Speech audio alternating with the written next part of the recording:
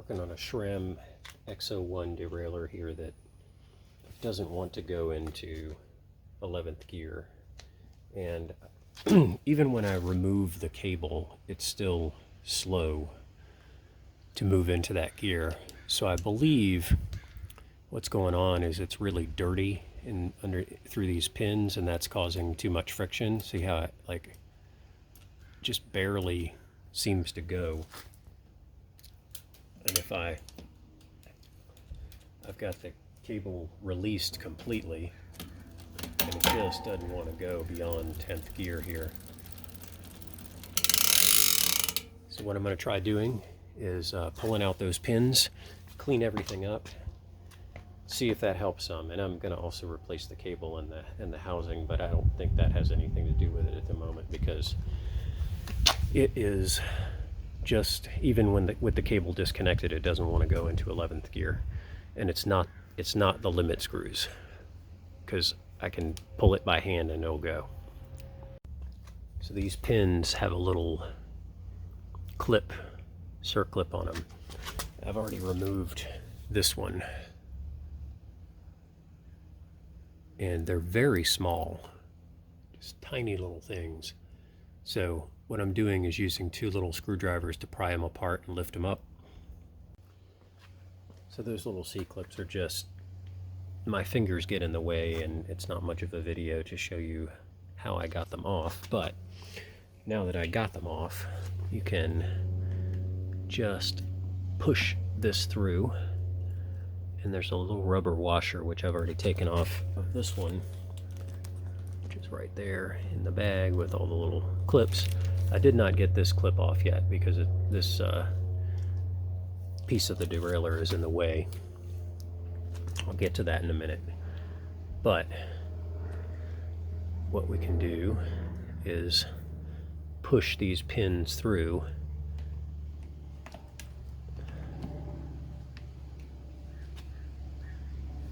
check them out and clean them. They obviously have some crud on them, as you can see on my finger there.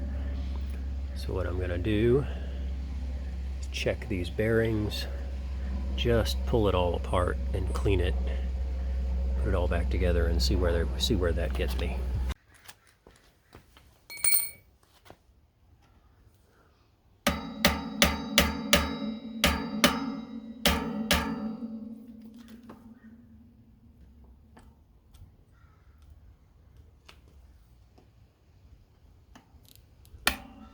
Aha, that one went easy, or easier.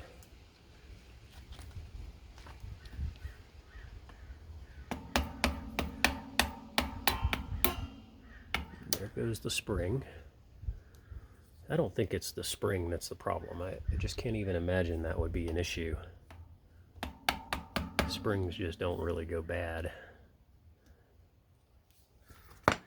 Again, see the crud on my fingers from wiping this around, so I think I just need to clean these things. I got all the pins out, and it was kind of a bear to get them out, especially this one here at the back. It seemed like it was press fit. The others weren't. They came out fairly easily, but there's a bushing on each of these things that appears to be made out of plastic, and it's not letting it come completely apart, but it seems to move very freely with the pins out. So I'm going to grease up the pins and put them back in, clip them on, and see how freely it moves then. So I used some degreaser on this, and now I'm going to clean these things out with a pipe cleaner. See, they're coming out kind of dirty. Who knows? This might work, it might not.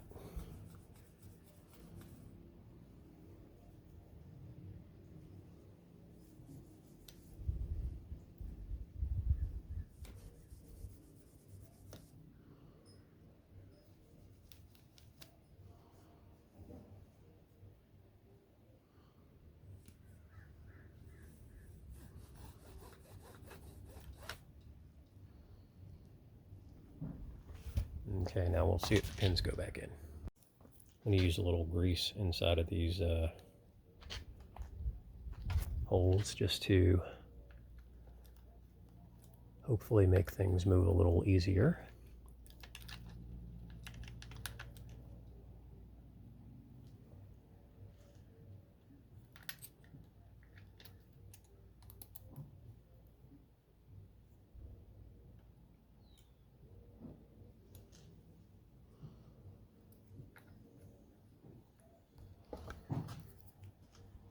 Okay.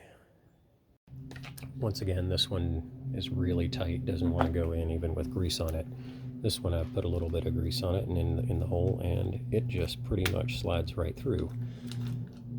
So I don't know whether that means this is worn or this one is messed up because it's too tight. I'm not sure, but I'll get them all together, clip everything on, and then see what happens. All right, so this one, I need to get the spring in here into position, slide that through, and now it is clipped in there the way it's supposed to be. That pops right on through.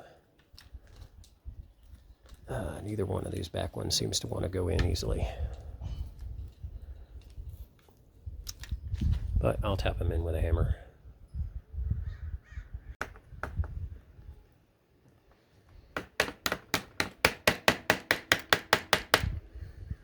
Okay.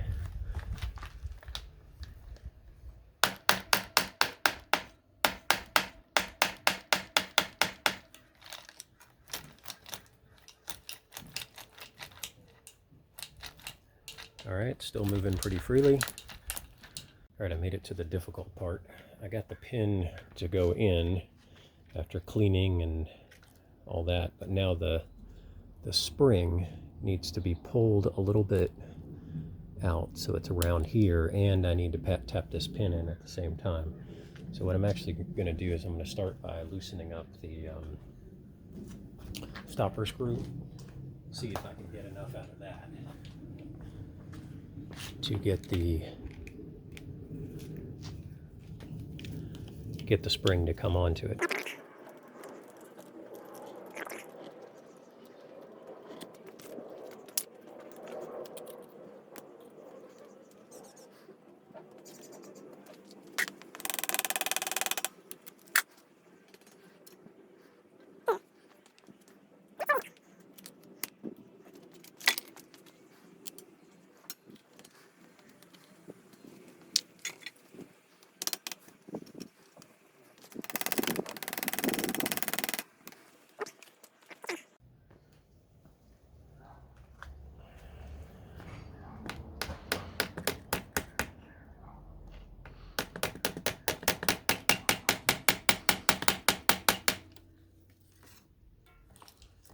Okay.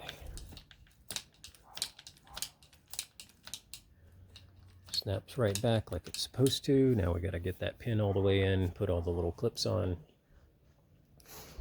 and should be good to go.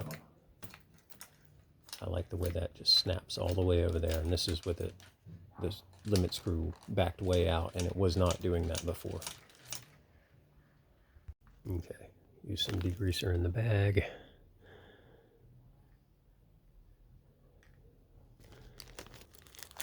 God, these things are tiny.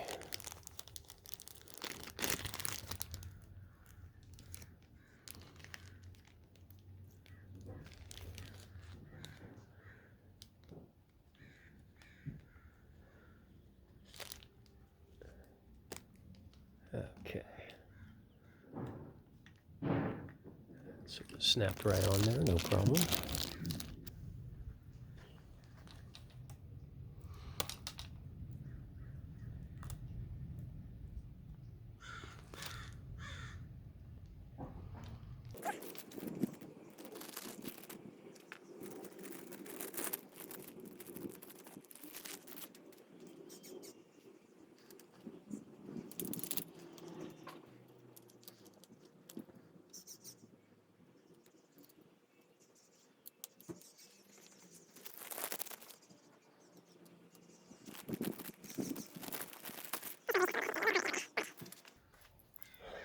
See how it goes. Oops. Now I gotta find that.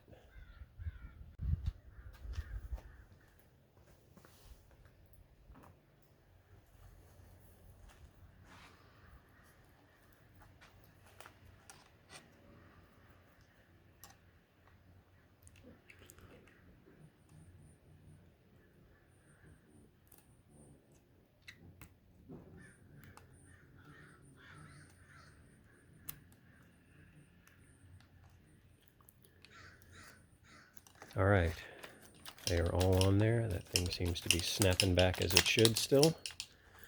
I'm gonna squeeze these a little bit more. Closed.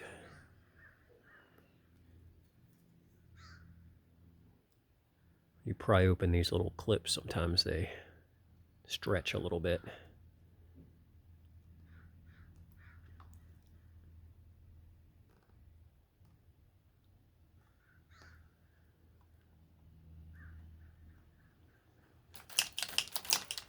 All right, looking good.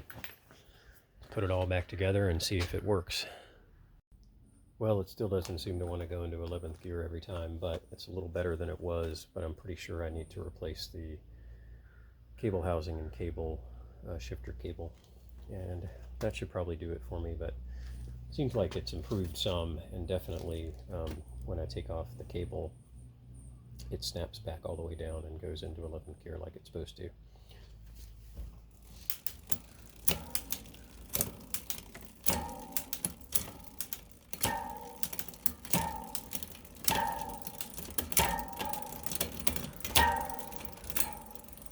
Well, there it went, but it's about 50-50.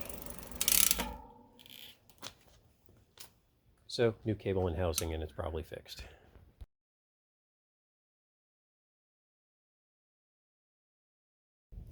First thing I'm going to do to replace my cable and housing is to just shift up to the highest or smallest gear in the back.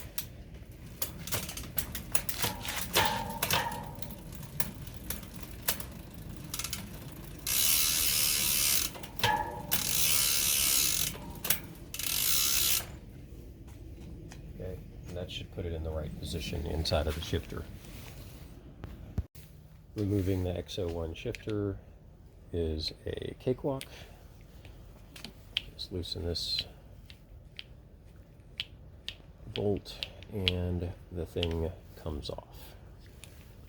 Then we have a cover.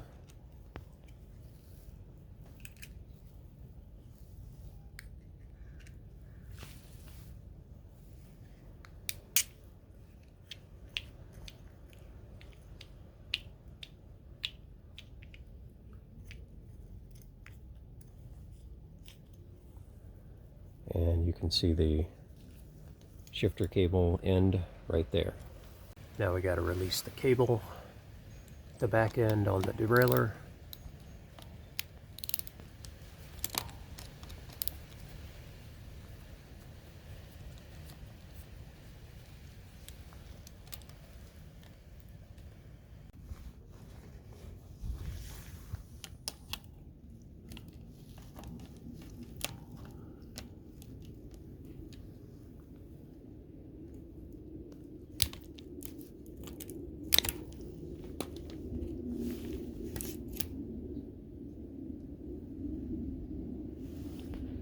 Internal cable routing is really cool until you get a situation like this.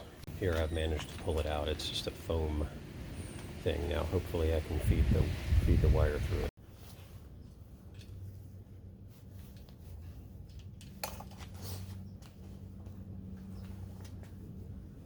This was the foam sheath that the thing went through. I assume this is mainly for vibration inside of the frame so it doesn't rattle around.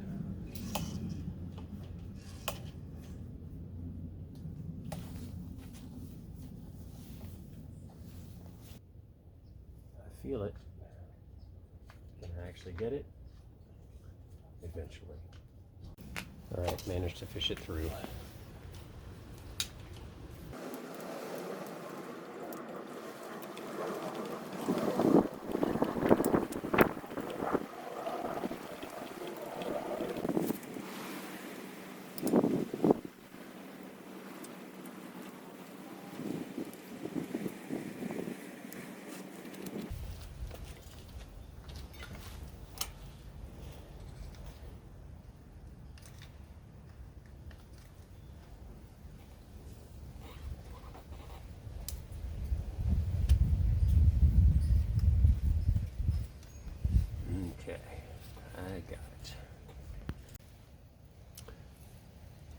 Here's an example of some rust that's on my old cable. I'm assuming that would give me some resistance. So it's a good thing to replace the cable. Maybe I could have done this without replacing the whole cable housing, but I think it's good to do that every few years.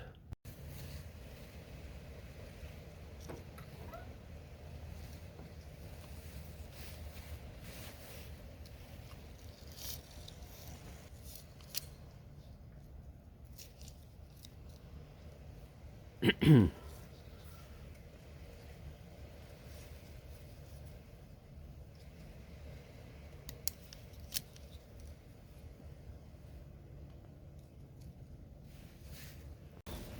I need to cut my housing to the right length. It's going to go about there. This needs to be right about here. So I'd say I'm going to cut it right at the end of the Lex wire or Jag wire, LX, whatever.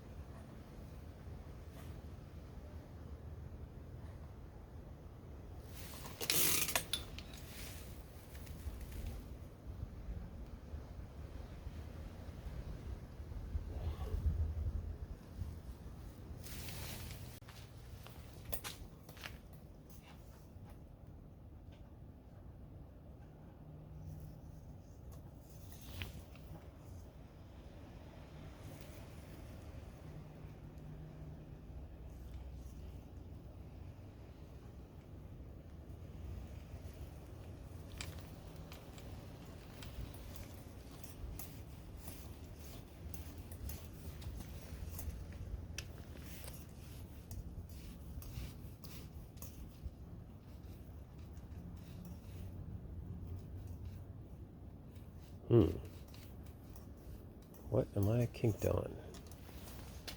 I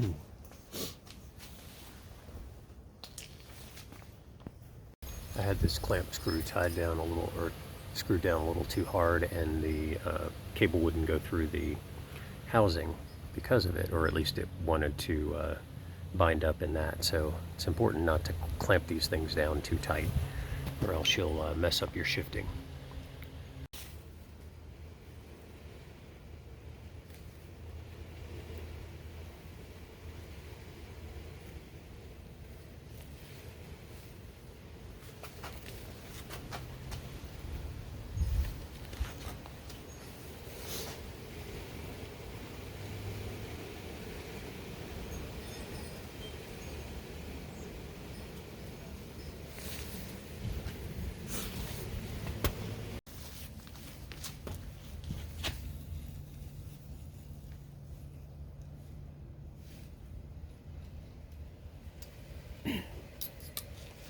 On the shifter, I'm just going to make sure it has go all the way in and then come back out, maybe a couple of turns, so you can see a little bit of adjustment on here.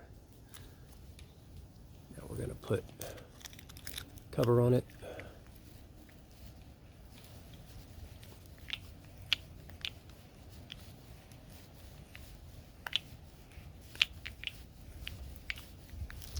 And I already lubed it up inside of there with some of my tri-flow stuff.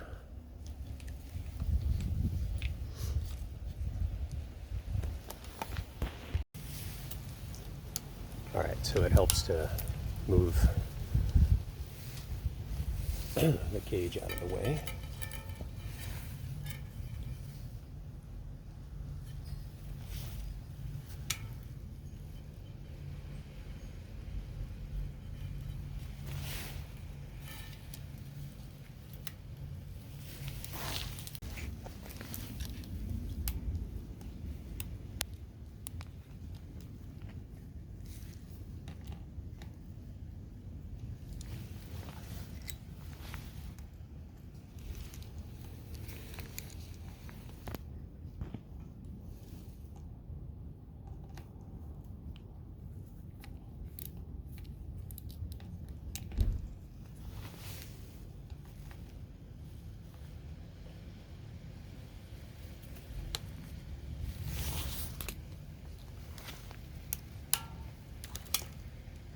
Here's a little pro tip for the finishing up of this. When you go to cut your cable, use a little bit of soldering flux, and then you can use a lighter or whatever and put some flux or put some solder into it before you cut it, and then it will never come unfrayed, and you don't have to use a cable end. Cable ends sometimes come off and then the cable frays, and this way it makes it a whole lot easier to pull out your cable if you ever need to.